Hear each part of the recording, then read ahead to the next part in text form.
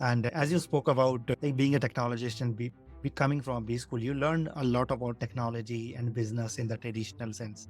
But what did B school not prepare you for that you had to learn from your tough experiences as an entrepreneur? So, I mean, I think one B school, I'll maybe talk about what B school did help with.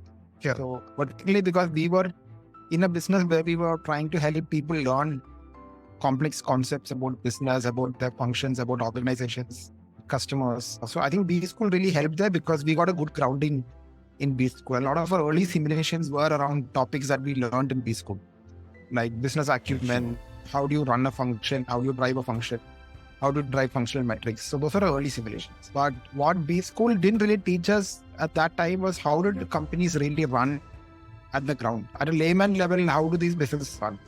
How do the sales teams work? How are the channels structured? Dhanda kaise hota hai? That piece wasn't really so well taught in B schools because the people who teach in B schools also don't really know all of that. B schools are run by professors and professors come from an academic background. So we spend obviously 90-95% of our time learning global business school case studies. And maybe 5% getting a grounding in how Dhanda happens. Mm-hmm. So that gap had to be filled in those several years. So we used to go on a lot of field visits. We used to go with salespeople in pharma, salespeople in FMCG, salespeople in different industries, observe how they sell, observe what are the challenges they face on the ground. We used to go for plant visits.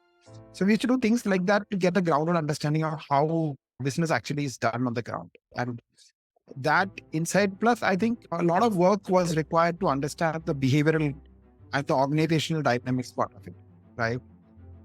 Why do companies struggle to motivate people? Why do large teams struggle when they work? What is the importance of a vision, strategy, direction, clarity, goals? These are things that obviously in an intellectual setting, you really don't appreciate much.